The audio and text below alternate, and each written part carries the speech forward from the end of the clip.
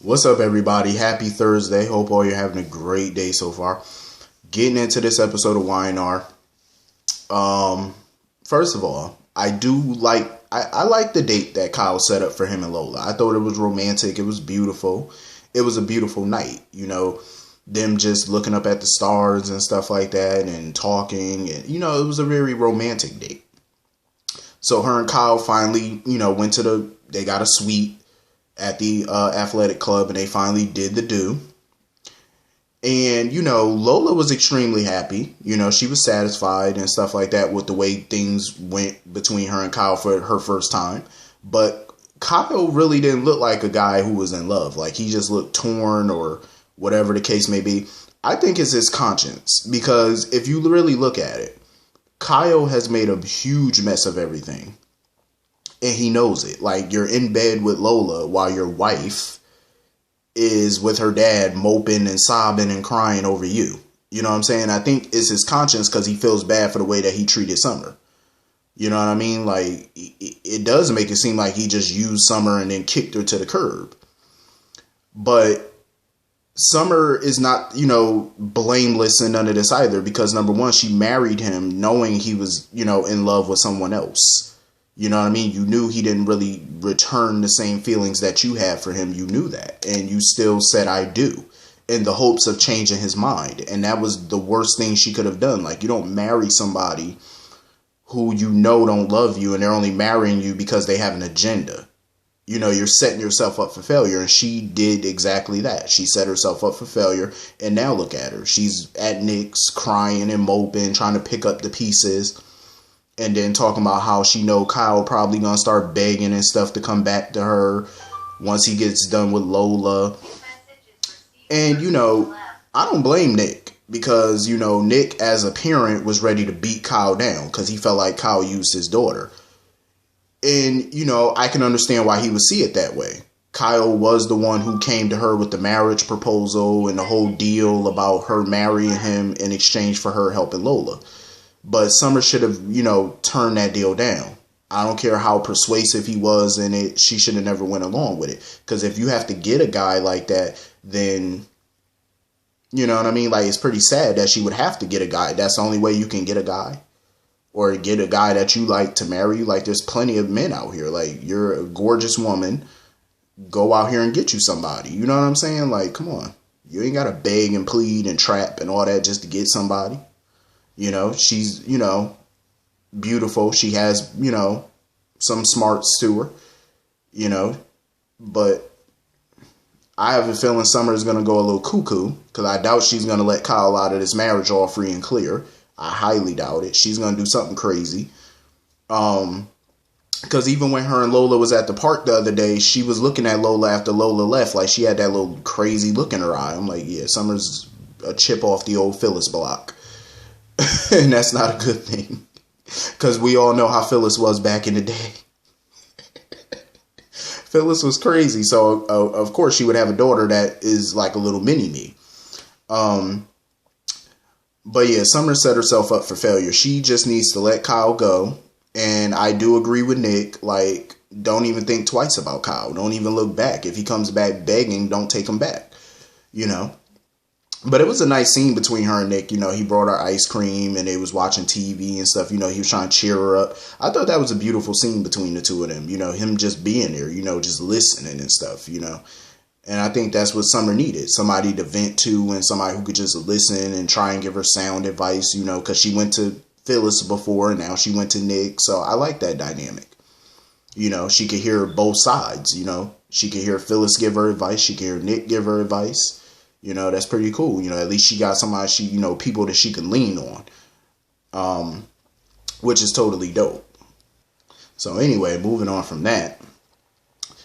So Dina definitely was not herself. She was basically kind of ignoring Jack and playing with her, fiddling around with her bracelet and stuff like that. So Jack, of course, had to cancel a business meeting with Lauren. But Lauren instead decided to come over to the mansion with takeout and stuff like that. And Jack was basically, talking with her about Dina and stuff like that, and, her mental capacity. And Lauren was basically being a sounding board, a friend. just a shoulder for Jack to lean on and stuff like that, to vent about his mother and the fact that, she may never be, herself again, obviously with the Alzheimer's, and, she may never have another lucid day, or, because when you got Alzheimer's, of course, it eats at you day by day. Every day you're losing a piece of yourself. So I'm glad that Lauren was there to, be a sounding board and comfort Jack. And it was kind of funny how Dina came downstairs and was telling them, not to be, fooling around and stuff like that. And I love how Lauren just played around with it and stuff like that. She played along. What I'm quite curious about, because I did notice the chemistry between her and Jack, I was like, please tell me the writers, because you could see it. You could see little hints and little tidbits in the episode today. I was like, please tell me the writers are not trying to put Lauren and Jack together. I mean, they do have chemistry, I will say that. But for me, I'm a big fan of her and Michael, and I would hate to see, because they've been really the only stable couple so far in this damn show. They've been married a long time. They've been married for 10, 11, 12, 13, 14 years. 14 years they've been married.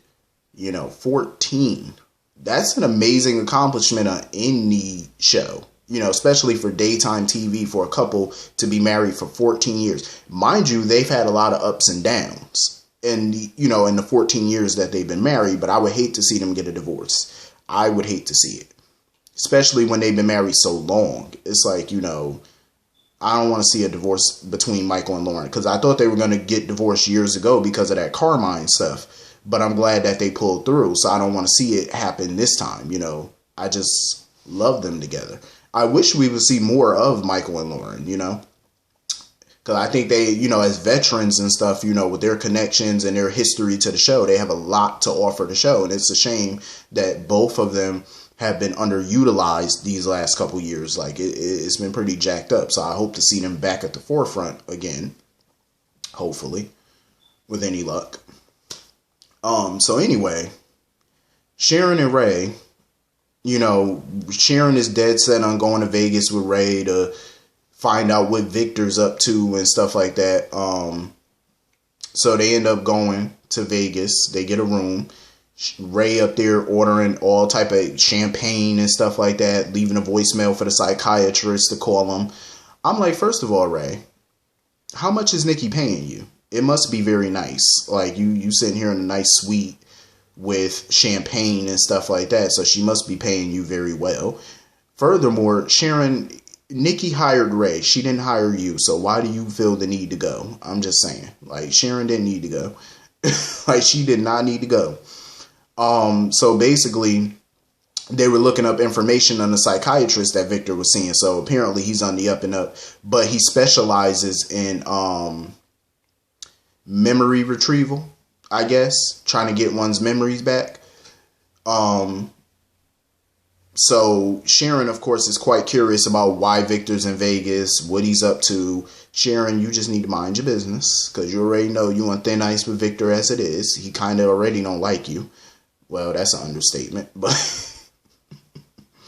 but I mean, she has her reasons for not liking Victor either. I mean, the man did gaslight her, make her think that her dead daughter was a ghost. Like she was really talking to her dead daughter when in reality she was talking to the twin. So that was pretty jacked up of Victor to do. So Paul had called Rey or whatever and basically, wanted to know why he's off jetting around in Vegas, on Nikki's dime. His sister's case is still unsolved. And, Rey really didn't care. He told Paul basically you could take your job and stuff it. So he doesn't want to go back to the GCPD at this point. I mean, Rey could open up his own PI business. He definitely could. I could see him doing that. I do love the friendship between Paul and Nikki. He was there for Nikki and stuff like that because Nikki's worried about Victor and she has every right to be. I mean, what is the point of being in a marriage if somebody's going to keep you in the dark about their activities and lie to you and stuff like that?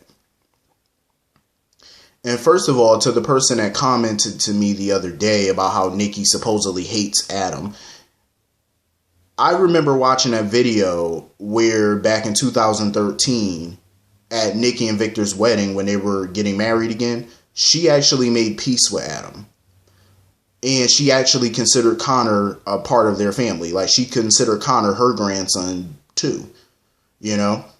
And she made peace with Adam. The thing is, I don't really think Phyllis hated Adam. Maybe in the beginning she probably disliked him or whatever the case may be. But I believe strongly she hated the things that he does. You know what I'm saying? Just the same way she hates the crap that Victor does. But that doesn't mean she hates Victor. She dislikes the things he does. She hates it, you know.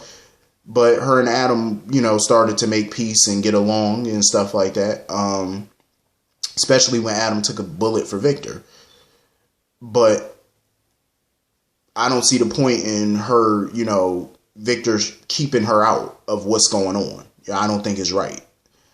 So Paul basically agreed to look into the Victor situation as well, mainly because he doesn't see a connection between Victor, the psychiatrist, and this Queen of Vegas thing. Because they did some type of gambling raid or whatever, and somebody, I believe, was the name of the Queen of Vegas or something like that. And Paul doesn't see the connection between the three.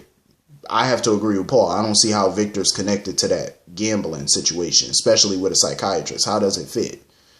Unless it has, I think this whole thing with Victor has to do with Adam, because he was there talking with the therapist and stuff like that. And, the therapist felt like the patient couldn't handle all of the questions and, you know, the procedure and stuff like that. So the patient just basically kind of like, you know, shut down and, you know, but Victor is pretty much paying this guy off, you know, this shrink, this little shady little shrink.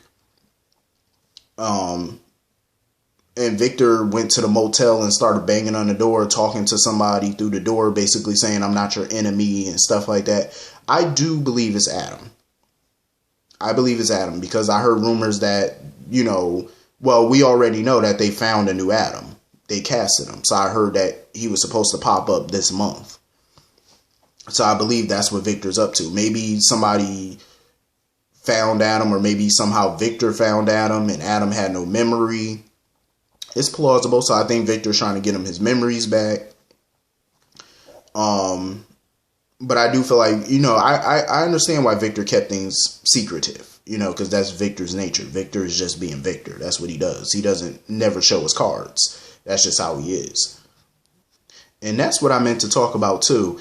Sharon mentioned to Rey that she told Mia that she knows about the fact that Mia was the one who pushed Lola.